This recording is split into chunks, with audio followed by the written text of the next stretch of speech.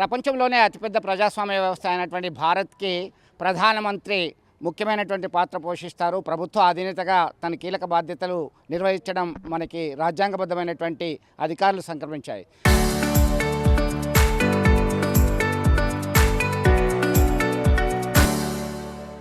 దీనిలో భాగంగా 1946 ఆగస్టు 2వ తేదీనే ప్రధానమంత్రిగా, అంటే ఇండిపెండెన్స్కి ముందే ప్రధానమంత్రిగా జవహర్లాల్ నెహ్రూ పదవి బాధ్యతలు చేపట్టడం జరిగింది. అఫీషియల్గా మాత్రం 1951-52 మధ్యకాలంలో జరిగినటువంటి లోక్సభ ఎన్నికల తర్వాత ఆయన ప్రధానమంత్రిగా బాధ్యతలు చేపట్టడం జరిగింది. ఇప్పటివరకు జవహర్లాల్ నెహ్రూ పేరు మీద ఉన్నటువంటి ఈ రికార్డు, అత్యధిక కాలము ప్రధానమంత్రిగా ఉన్నటువంటి రికార్డుని అధిగమించడం జరిగింది భారతీయ జనతా పార్టీకి సంబంధించినటువంటి కీలక నేత నరేంద్ర మోడీ. 1947 తర్వాత నుంచి 46 నుంచి ఇప్పటి వరకు ఉన్నటువంటి ప్రధానమంత్రుల లిస్ట్ ఒకసారి చూసినట్టయితే జవహర్లాల్ నెహ్రూ 1964 మే 27 వరకు ఆయన బాధ్యతల్లో కొనసాగించడం జరిగింది. 1952 ఎన్నికలు, 57 ఎన్నికలు, అలాగే 62 ఎన్నికల్లో సైతం కాంగ్రెస్ పార్టీ అత్యధిక మెజార్టీ సాధించి జవహర్లాల్ నెహ్రూ తిరుగులేని నేతగా ఉన్నటువంటి పరిస్థితి మనకు తెలుసు.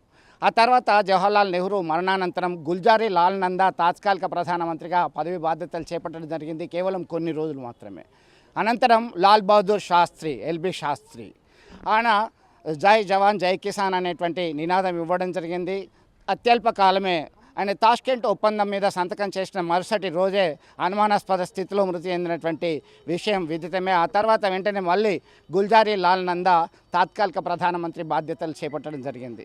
1967లో ఇందిరాగాంధీ ప్రధానమంత్రిగా బాధ్యతలు చేపట్టడం జరిగింది. ఆమె అప్పటికి రాజ్యసభ సభ్యురాలుగా 66లోనే ఉంది. ఆ తర్వాత ప్రధానమంత్రిగా జాయిన్ అయిన తర్వాత 66 నుంచి మళ్ళీ ఆ లోక్సభకి ఎన్నిక కావడము, ఆ తర్వాత 1971లో ఈ దేశంలో మొదటిసారి లోక్సభకి మధ్యంతర ఎన్నికలు నిర్వహించడం జరిగింది. అప్పుడు సైతం థంపింగ్ మెజారిటీతో ఇందిరాగాంధీ విజయం సాధించడం జరిగింది. ఇందిరాగాంధీ ఎమర్జెన్సీ విధించడం జరిగింది 1975-77 వరకు. ఆ తర్వాత జరిగినటువంటి పరిణామాలు ఇందిరాగాంధీ ప్రభుత్వాన్ని పడగొట్టాలనేటువంటి ఉద్దేశంలో మొదటిసారిగా కాంగ్రెస్ పార్టీ ఏకఛత్రాధిపత్యానికి గండి కొడుతూ ఈ దేశంలో ఉన్నటువంటి ప్రతిపక్షాలన్నీ కూడా ఏకతాటికి వచ్చాయి.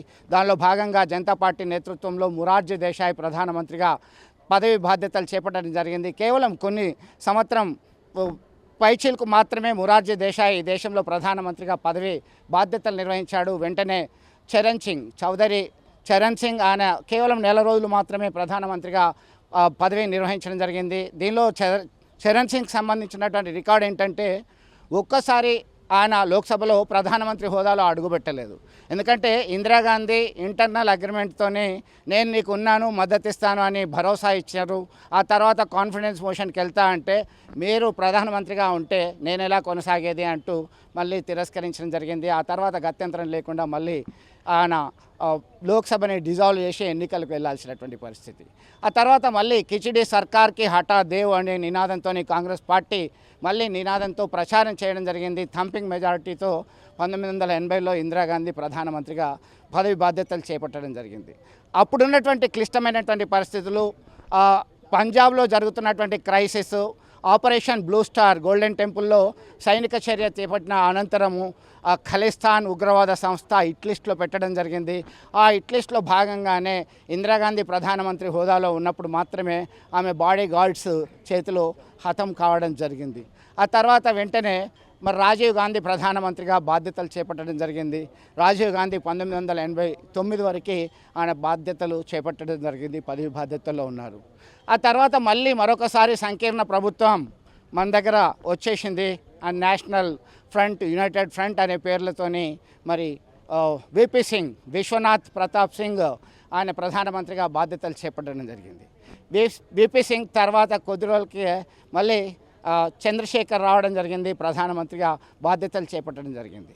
మొదటిసారిగా ఈ దేశంలో కాంగ్రెస్ నెహ్రూ కుటుంబం నుంచి కాకుండా కాంగ్రెస్ పార్టీకి సంబంధించినటువంటి ఒక కీలకమైనటువంటి నేత, కరీంనగర్ జిల్లాకు సంబంధించినటువంటి వ్యక్తి పాములపర్తి వెంకట నరసింహారావు 1991లో ఆయన ప్రధానమంత్రిగా బాధ్యతలు చేపట్టడం జరిగింది. 1991 నుంచి 96 వరకు అప్రహత్యతంగా మైనార్టీ గవర్నమెంట్ అయినప్పటికీ ఆయన మెజార్టీ రూల్ అందించడం జరిగింది. కీలకమైనటువంటి సంస్కరణలు ఎల్పిజి లిబరలైజేషన్, ప్రైవేటైజేషన్, గ్లోబలైజేషన్ అనేటువంటి సంస్కరణలను ఇంప్లిమెంట్ చేసినటువంటి వ్యక్తి. ఆ కాలంలోనే ఆర్బీఐ గవర్నర్గా, ప్రొఫెసర్గా, సీనియర్ ఆర్థికవేత్తగా ఉన్నటువంటి మన్మోహన్ సింగ్ పివి నరసింహారావు హయాంలోనే మరి ఫినాన్స్ మినిస్టర్గా పనిచేయడం జరిగింది.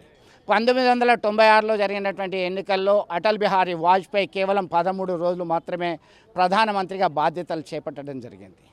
ఆ తర్వాత దేవేగౌడ ప్రధానమంత్రిగా రావడం జరిగింది.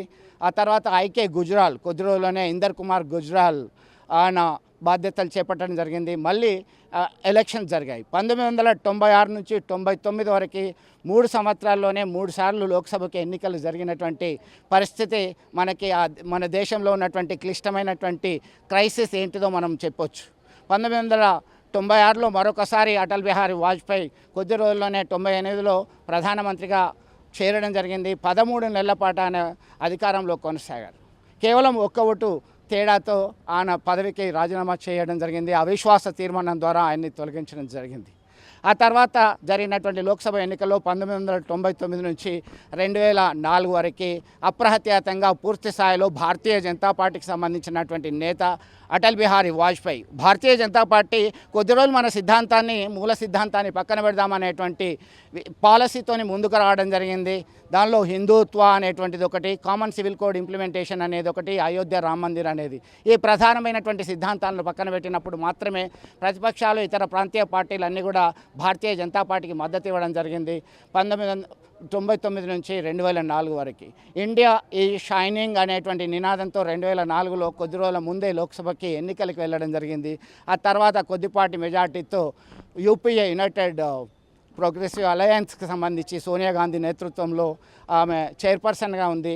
మన్మోహన్ సింగ్ ప్రధానమంత్రిగా బాధ్యతలు చేపట్టడం జరిగింది. 2004, 2009, 2014 వరకు 10 years వరకు ఒక డికేడ్ ఆయన పదవిలో కొనసాగడం జరిగింది.